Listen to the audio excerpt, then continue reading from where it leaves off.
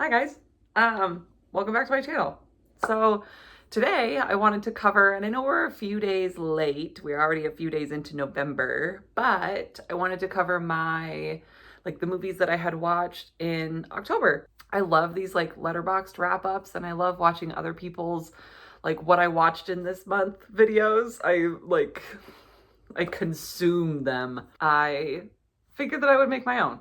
So that's what I'm here to do today. I want to talk about the movies that I watched. Let me get into my diary. So, the first movie that I watched is The Hills Have Eyes. I watched The Hills Have Eyes and I watched The Hills Have Eyes 2, but I wanted to watch them kind of kick off October and to kick off Halloween spooky season. I had never seen them before. I was going to watch the original one. Is that from the 70s?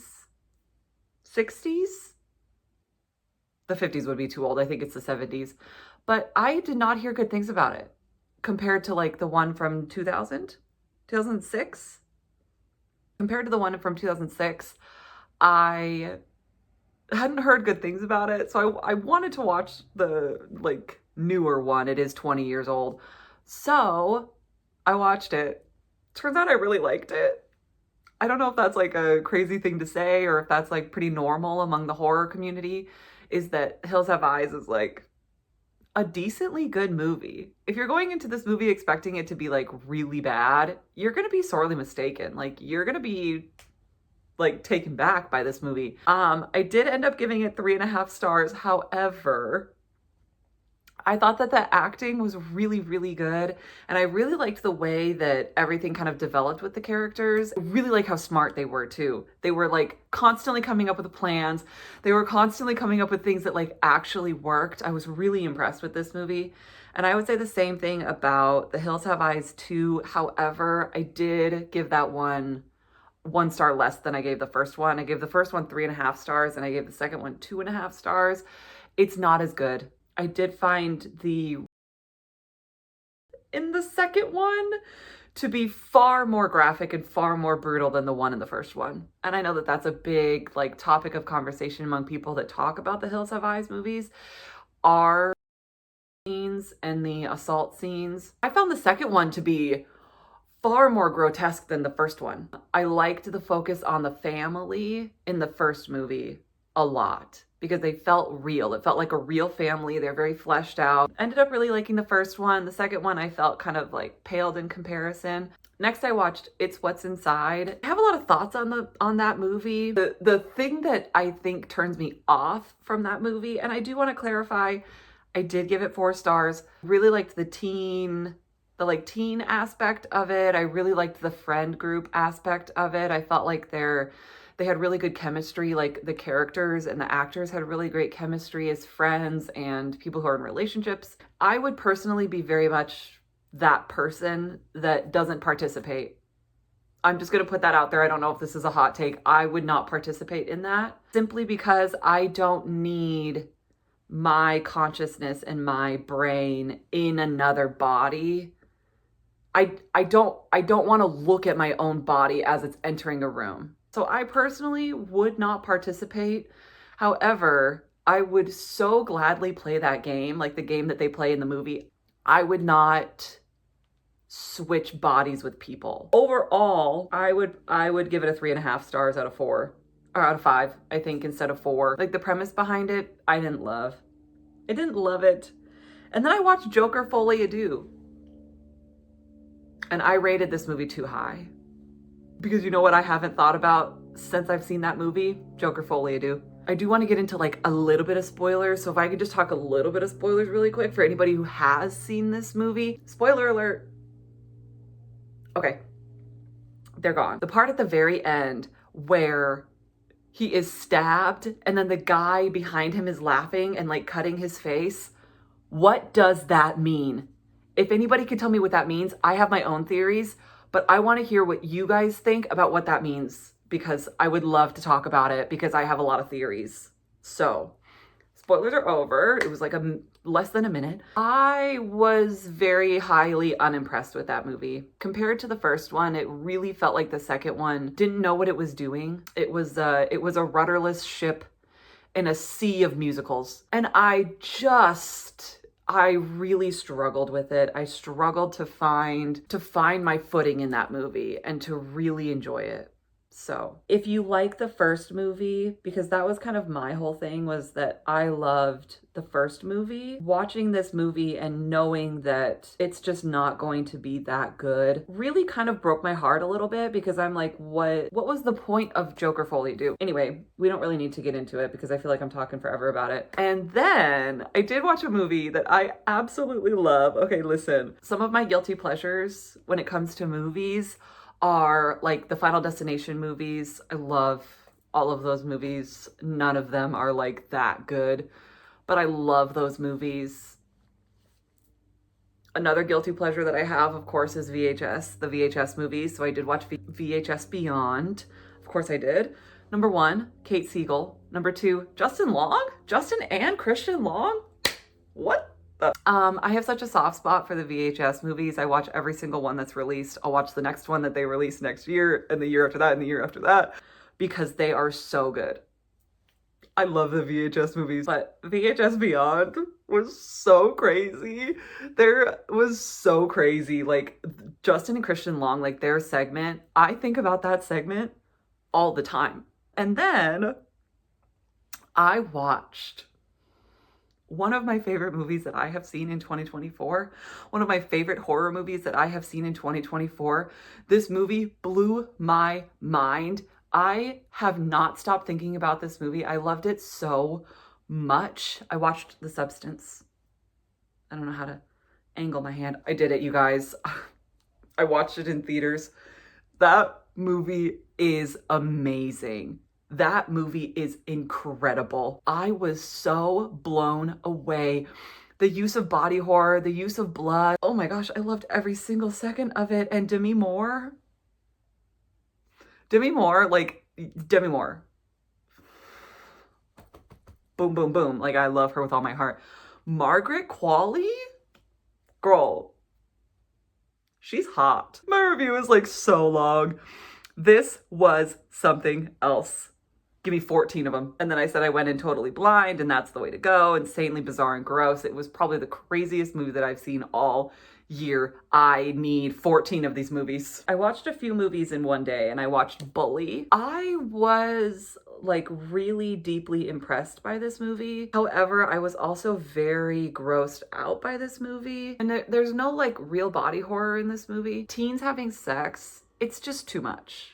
You know what I mean? Like, it's a lot of naked adults who are like portraying teenagers. So really, we're like meant to be looking at naked teenagers. I wouldn't say that it's like highly disturbing. It is very sad.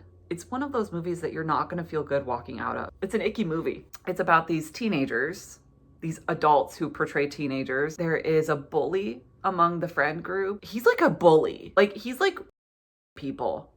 And I feel like bully is like too tame of a word for like what this man is doing to these people. These people. I feel like it takes the term bully and it really like stretches it. Justice is served.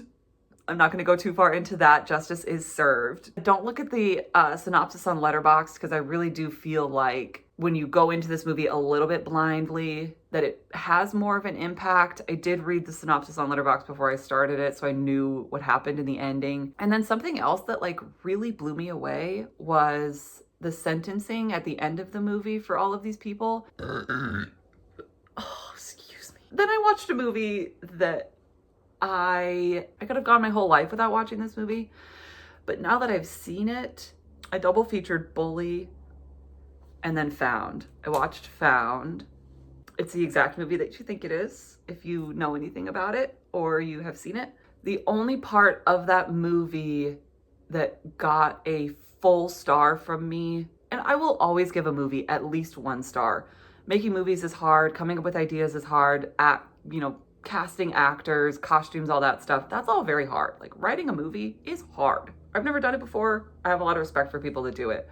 So you'll at least get 1 full star from me, simply just because you made a movie. But the other star, I gave this movie 2 stars. The other star comes from the ending. The ending. The rest of the movie was really hard to watch, and it was really slow. Like, I expected this movie to be gross, and it's not, until but there's this fake movie that was made for this film that was really good. And then the ending, I mean, Found is not a good movie. And then I watched The Night They Came for Us.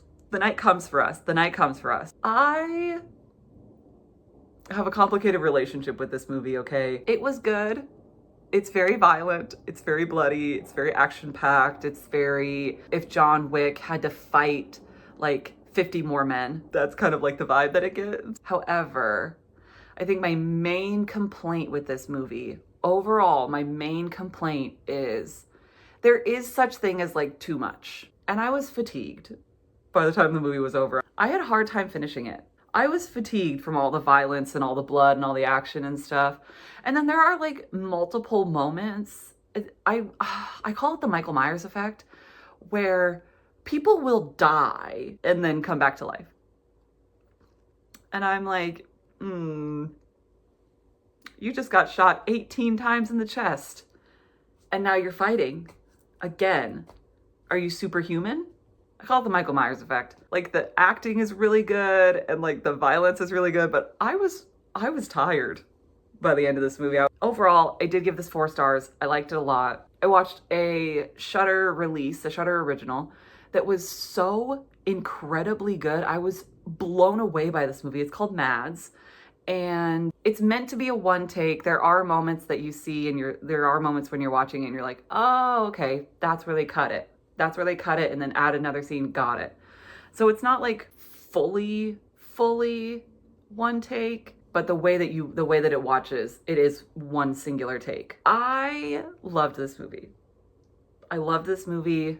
I loved the use of blood. It is in French. It's one of those French extreme movies. The entity that is the antagonist in the movie is so good and so well done. I don't know how to talk about it. The way that they present this thing is so well done, and the way that it progresses in these characters is so well done. It was so good. I loved this movie so much. The thing that I enjoyed the most about this movie was the characters and the way that they were written and the way they interact with each other and the way that they interact with the world and this experience, I guess you could call it. The way they interact with each other. The chemistry, it's so well written. It's very much a character-driven movie. I really liked Mads. I was a huge fan. It's very much a character-driven story, and the chemistry and the way they interact, it's so good. I loved that movie so much. I cannot recommend it more. And then I watched Daddy's Head, and there's a lot of controversy around this movie, and I don't know why I'm so excited about it, but I watched Daddy's Head, and that movie was so good. I thought it was so scary. There are moments where the camera will focus on a dark corner of the room, and your eyes kind of start to adjust to that corner, and then you see something, and then the camera cuts, and then it cuts back and it's gone, and you're like, oh my god. If you go into it with a little bit of an empty brain, it's a good movie. And it's an easy movie to watch, and it's an easy movie to be scared by. Boy and his stepmom, that after the tragic loss of the dad figure in this movie, the boy starts seeing weird things. I think we can leave it at that. I personally really liked it. I found it to be very scary. I liked it a lot. And then I watched His Three Daughters on Netflix, which is such a juxtaposition to Mads and Daddy's Head, and then I watched His Three Daughters. I knew going into this movie that I would cry. I knew going into this movie that it would be heart-wrenching and that it would break me. And it did. But it's not the ending that broke me so much. The characters and the way they interact together and the way they interact with each other and the growth that they experience in this 2-hour movie. I mean, how long is this movie? 2 hours. The growth that these characters experience in this period of time is so good, and it's so beautiful. It's about these 3 daughters that come together to help take care of their dying dad, essentially, is what the movie's about. Carrie Coon, Natasha Lyonne, and Elizabeth Olsen play these characters so beautifully, and they interact with the dialogue in such a natural way. It just feels so genuine and authentic to the story and to who these characters are supposed to be. I really thoroughly enjoyed this movie very, very, very much. I thought that it was very beautiful. I thought that it was very well done. There's not a lot that I can say about this movie.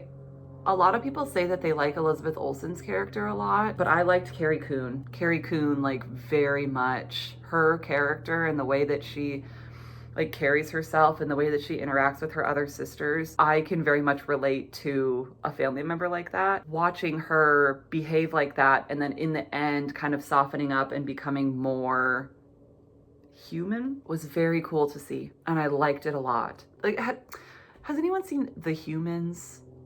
I thought that was done really well, and it feels very much like that movie.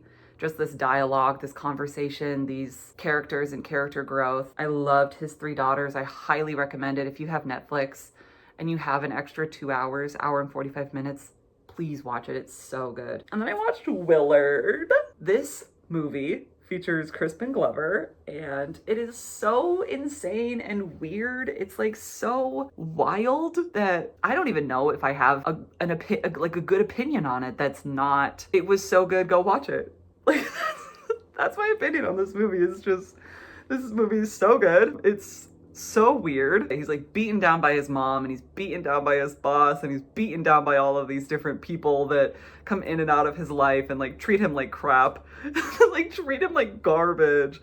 And then he does a really great job of like being this like mild-mannered person who like snaps. It's about this man who lives in this house with like rats in the basement.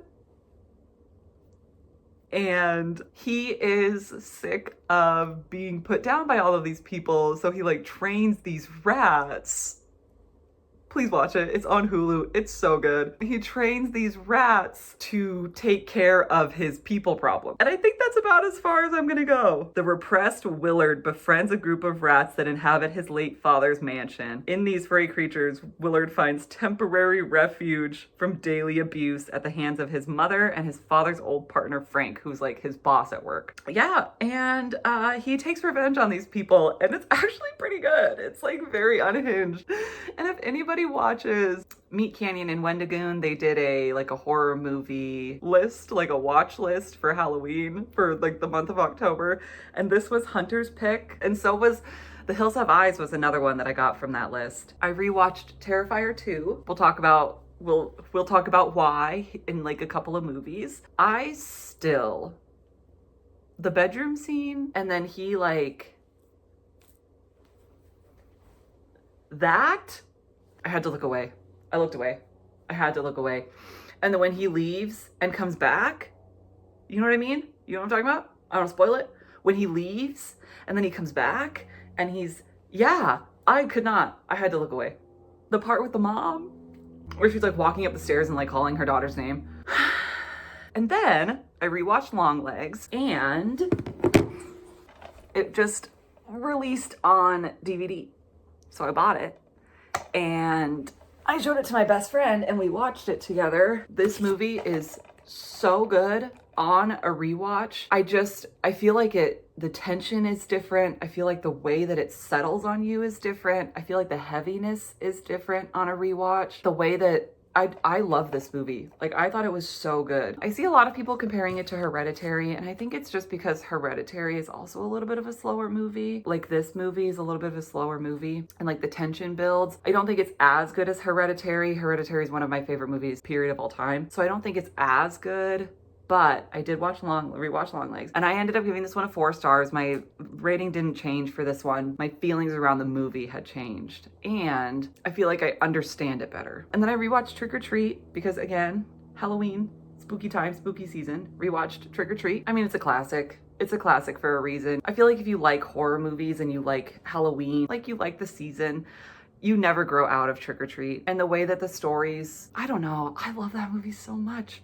I love that movie so much. So I watched Trick or Treat, And that is just, it's such a quintessential like Halloween movie. If you like Halloween and you like the season, you watch Trick or Treat all of the time. And then I watched Terrifier 3 in theaters. I feel like that might be the only way to watch that movie. However, I did find myself like this for like certain scenes in that movie. People talk about it constantly, but the shower scene, and I feel like the shower scene has so much more of an impact when you hear the conversation that's had between these two people before this scene. There's something about it that's just so much different from the second one, and that just has so much more of an impact than the second one. The part at the end, and there's a part where, for any of my like Christian girlies who watch horror movies, there's a part at the end where they like mock the crucifixion. That was too much for me. Again, I mean, I love Jesus and I sit through these movies, so I really don't have any skin in the like holier than thou game. They mock the crucifixion and that was too much for me. The scene with the rats, we talk about that one a lot. The scene with the rats, of course, is a little bit too much. I would say that I like the story in the second one better because we start the second one in the story. And the third one, the story doesn't start until like the last 30 minutes maybe. And that disappointed me a little bit when it came to that movie. I like the first one a lot. That one's probably my favorite. The first Terrifier movie is probably my favorite. It was also nice to get a little bit of backstory behind who Art is and what he's doing and why he does it. The part with like the sword maker, if you know what I mean. I didn't understand that. And there's a lot to it that I didn't understand. I like walked out with like a bunch of questions. And then like her dad, why is her dad so involved in all of this? Anyway, I watched Worst Ex Ever. I love Netflix documentaries where they like talk about the victim in like the past tense when it like reaches the climax or it like reaches the peak of the story. And then it's like they introduce the character that you thought was dead. Give me 14 of them. Like, I love that. I love that. So I watched Worst Ex Ever. Those stories. I have a shitty ex, okay? He is sunshine and rainbows compared to the people on this show. And then I watched Worst Roommate Ever. I did kind of like, on my Letterboxd, put them in the same place, like under the same review. Worst Ex and Worst Roommate Ever. I love these. I love these. If they want to come out with another season, I'll devour it too. I didn't really get to watch a ton of movies like on Halloween because I was very busy. I triple featured 3 movies that I had never seen back to back to back before. I've only seen the first one. And I was like, you know what? I think it's time. I think it's time we watch these movies. So I watched Halloween from 1978, Halloween 2 from 1981, and Season of the Witch from 1982. I finally watched Halloween 2 and Halloween 3. If I could watch a trilogy to a franchise over again for the first time, it would be those 3 movies. I loved them so much. And I think my favorite, take out Halloween, take out the first one. I mean, obviously that's a favorite. That sits so deep in my heart. I love that movie so much. Halloween 3, brother, that movie was incredible. That movie was absolutely incredible. It shocked me how much I liked it. I went into this movie really expecting it to be just like a lot of people talk about how much they don't like this movie and how there's no Michael Myers. Like that's a big complaint that people have is like there's no Michael Myers. John Carpenter, if you want to make more movies like this in the same vein as Halloween 3, I will eat them up. I will devour them. What I thought was so fun was in the first Halloween movie, the movie that they watch on Halloween is also a John Carpenter movie. I thought that was pretty funny because they watched The Thing on Halloween. In the movie, they watched The Thing, another John Carpenter movie. And so I thought that was pretty fun. But I really liked the second movie. I really like how in Halloween 2, it literally takes off from the first movie. The second one is not as good. And in my opinion, it comes in 3rd place among the 3. It is very slow. And this movie is where I get the Michael Myers effect because he is shot and he is stabbed. He's shot in the head twice. This man gets shot in the head twice and still survives. And then he's set on fire and he still survives. And I'm like, is this... Is this a man? Is he like a spirit? No, he's just a person. He's just a regular person. The like dying and coming back to life thing gets a little bit old after a while. I really like the Laurie Strode, Michael Myers wrap up in the first and second movies. And then to get into the third movie, it was so good. I cannot recommend the first and second movie double feature back to back enough. And then if you have time for a third movie, please watch Halloween 3. The words that I have to describe how much I love that movie are not in my brain because I just don't have the words to describe how much I love it. Yeah. That's my October wrap up. I hope you guys enjoyed. I hope you come back for the next one. Be safe. Know that Jesus loves you. Okay, bye.